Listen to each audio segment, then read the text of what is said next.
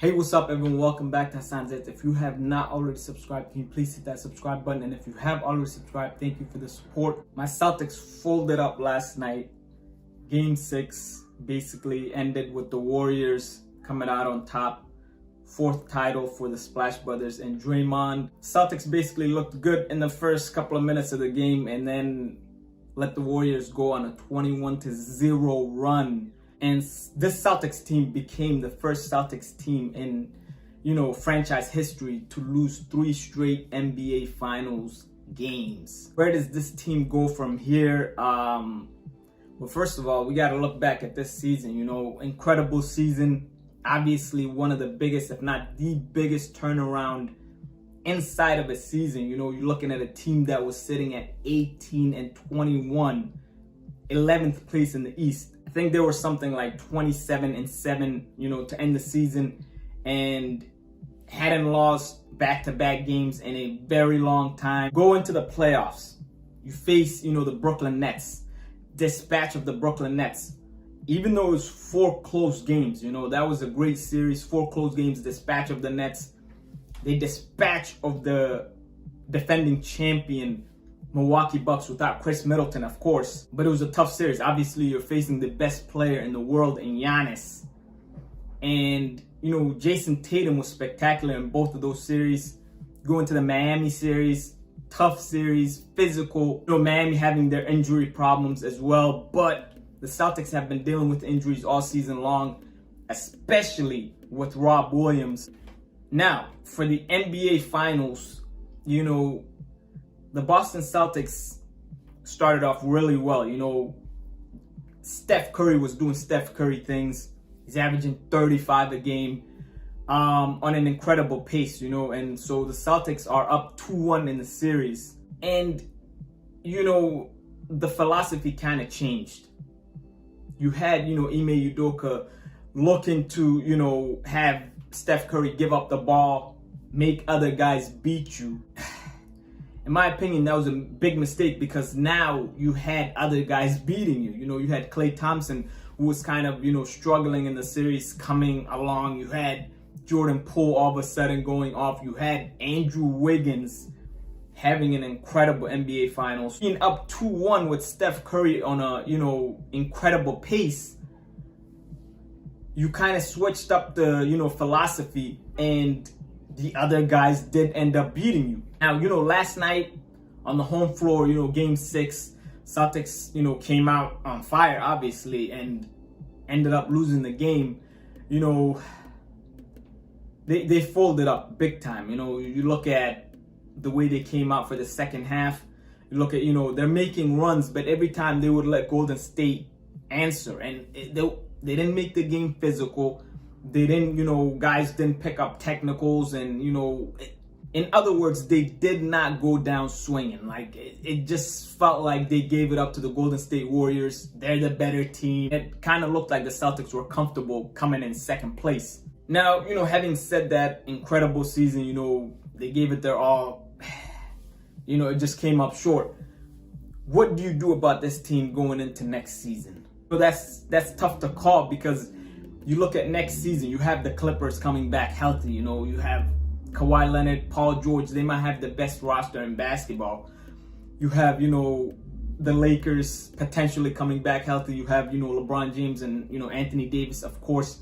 Who knows how they're going to retool that team. You have, Milwaukee Bucks, Chris Middleton coming back for them next season. You have, the Miami Heat, of course, coming back into next season. They're trying to make a deal for Donovan Mitchell. That's the word. And then you have the Brooklyn Nets, who, that's a dangerous team, especially if Kyrie Irving is able to play a full season.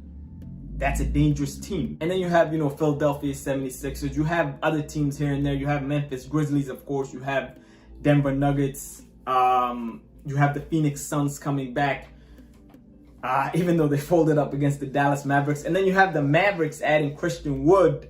You have all of these teams that are vying to contend next season, but the Celtics are a championship contending team already. However, in my opinion, you can't stay stagnant, because the other teams are coming. Some teams are retooling. Some teams are, adding back players that were injured.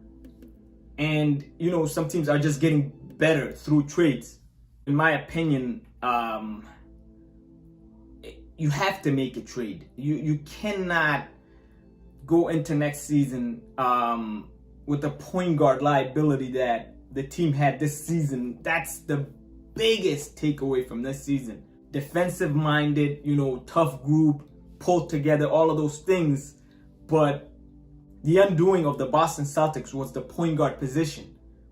You look at all of those turnovers, you look at why they can't get settled on offense, and it has to do with not having a true point guard. You don't necessarily have to have a true point guard, but at least a point guard bringing up the ball that has court vision and that is not turnover prone. You don't have many options, but I think the best option you have out there, and the best option in my opinion for this team, and obviously one of my favorite players in this league, is Damian Lillard. You have Damian Lillard, out in Portland. He's not going to say it. He's, just going to continue being loyal to that team. But we can see the Portland Trailblazers are looking to rebuild. When they sent CJ McCollum out to the New Orleans Pelicans, they're kind of, painting a picture for Dame Lillard. And so Dame Lillard is not going to come out and say that he wants a trade or he wants to go to a contending team. But he has come out and said that if the team is looking to, move forward without him, he's fine with it. I don't know what kind of potential packages you could send to Portland that would land, Dame Lillard. But, I believe you would have to add most likely Marcus Smart. You would have to add, draft picks. You might have to throw Pritchard in there. You might have to throw Grant Williams in there. It might be a haul for the Portland Trailblazers. But in my opinion, at the end of the day, if you can create that trio of Dame Lillard along with, Jason Tatum and Jaylen Brown, that's, in my opinion, you're going to create the best team on paper going into next season. And you're going to give yourself the absolute best chance to win a championship. Look at the kind of things that, Dame Lillard could solve for the Boston Celtics. Number one, he's a point guard. He's going to bring up the ball. He's not going to have a high turnover rate. At this juncture, the most frustrating thing and the most, abysmal part about the Boston Celtics is the turnovers. 15 plus turnovers. The entire season has equaled them losing the game. And they've talked about trying to take care of the ball, all of these things. It never came to fruition.